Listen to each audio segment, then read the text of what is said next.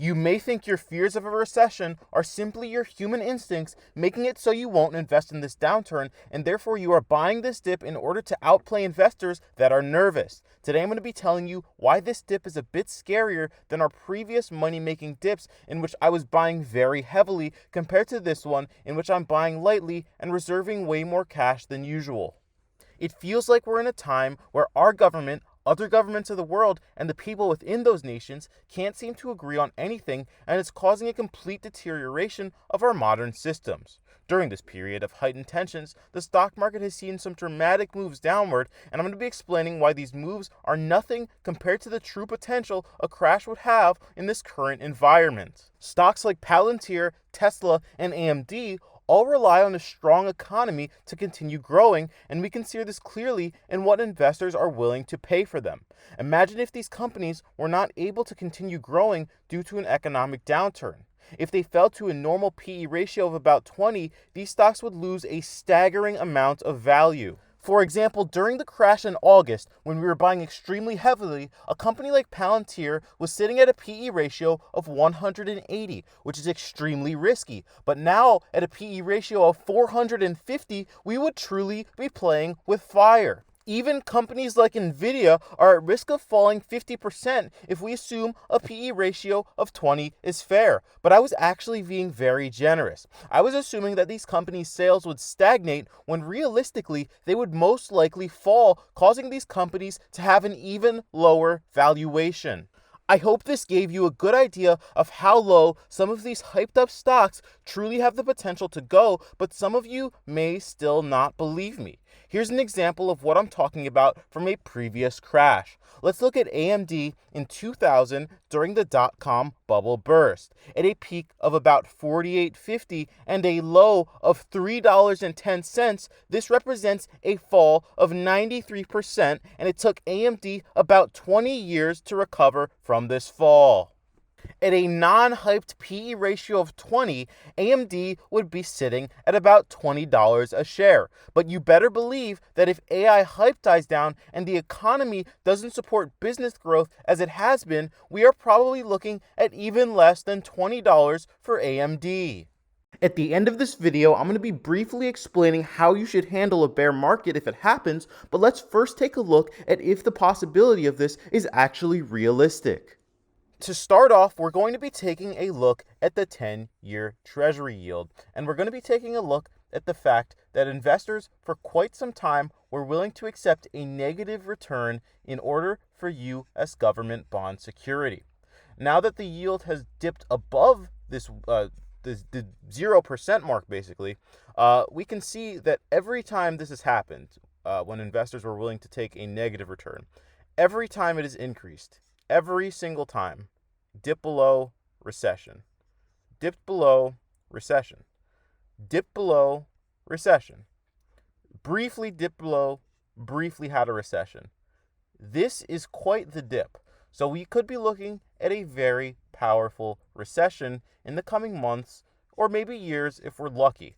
As you can see, I mean, this chart is one of those times that in a couple months we're going to be saying, we should have known. And in every single case, we should have known.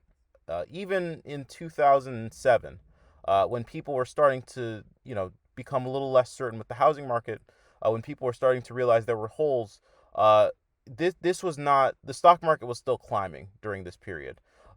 Just as it is now. The stock market is still climbing immensely during this period, yet I believe potentially sooner rather than later, we're going to be saying, once again, we should have known. The next thing we're going to be looking at is manufacturing, because this one is a bit less grim. As you can see, I mean, up to 2008, manufacturing increased very consistently in the United States. However, it really started to stagnate. And we can see in periods of recession, manufacturing briefly dips. And this might not seem significant, but it's very consistent.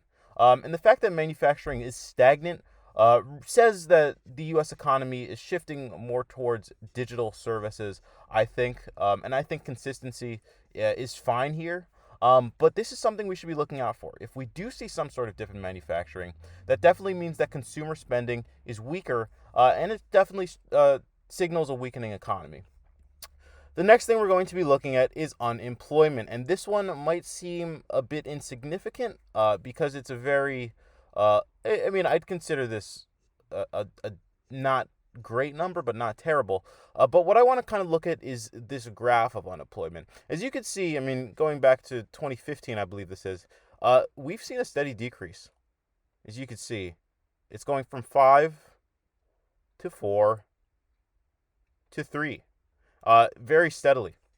Obviously, COVID messed us up a little bit, but kind of we see in 2023, it hits this 3 again, this nice, 3.5, 3.6 mark, even 3.4.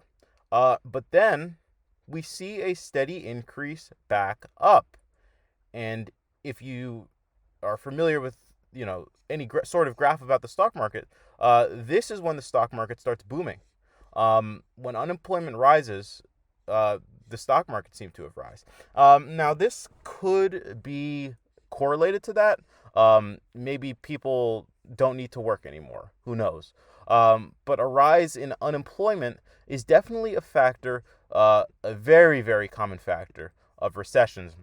And now the last thing we're going to be taking a look at, sorry about that. The last thing we're going to be taking a look at is the consumer sentiment measure. And most of the time, the consumer sentiment doesn't really directly correlate to a recession. I think consumer sentiment kind of is one of those things that should be considered, but at the same time, as you can see, it really does vary. Obviously, it goes way down in most recessions. Especially if you look at the dot-com bubble burst, look at the housing market crisis right here, consumer sentiment is very low. However, even in 2022, we saw consumer sentiment reach a very, very low period. And it's climbed steadily, but it seems to be coming back down.